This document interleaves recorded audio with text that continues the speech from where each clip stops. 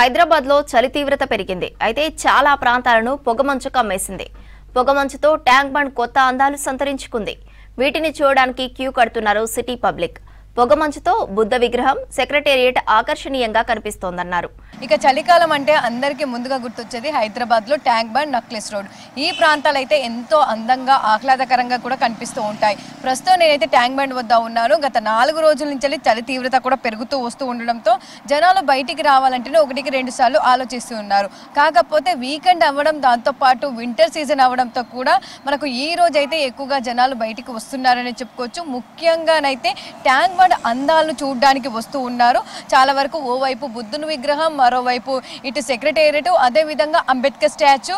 So ఇవన్నీ కూడా మనకు దాదాపు ఈ క్లౌడీ వెదర్ అంటే దాదాపు మనకు ఈ పొగమంచు కారణంగా కూడా చాలా అందంగా కనిపిస్తూ ఉంటాయి.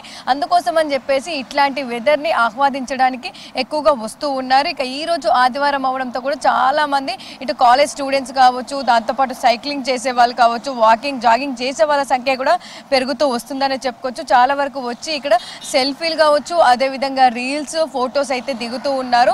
ఇక సైక్లింగ్ చేసే వారి సంఖ్య కూడా మనకు రోజు రోజుకు పెరుగుతుందని చెప్పుకోవచ్చు. వాళ్ళు కూడా ఎక్కువగా వచ్చి ఇక్కడ ఆగి మరి ట్యాంక్ బండ్ అందాలు చూసి వెళ్తూ ఉన్నారు. ఇక ప్రతి సంవత్సరం కూడా వింటర్ సీజన్లో ఎక్కువగా మనకు ఈ ప్రాంతంలో అంటే నార్మల్గా హైదరాబాద్లో చలి తీవ్రత ఏ విధంగా ఉన్నా కూడా సిటీ శివార్లో ఎక్కువగా ఉంటుంది. అదేవిధంగా ట్యాంక్ బండ్ పరిసర ప్రాంతాల్లో కూడా మనకు చలి తీవ్రత ఎక్కువగా కనిపిస్తూ ఉంటుంది. అదేవిధంగా కూడా పొగమంచు కూడా మనకు ఎక్కువగా కనిపిస్తూ ఉంటుంది.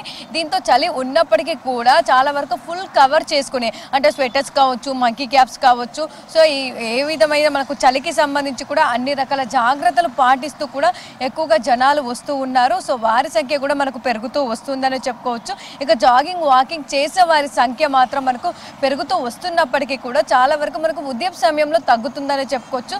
చాలా వరకు లేట్గా కూడా స్టార్ట్ అవుతూ ఉన్నారు. ఎందుకంటే ఉదయం కూడా మనకు 6:30 వరకు కూడా చీకటే కనిపిస్తూ ఉంది. దాదాపు 6:30 తర్వాత కాస్త వెలుతురు ఉన్నప్పటికీ కూడా పొగమంచు ఎక్కువగా కనబడతా ఉంది.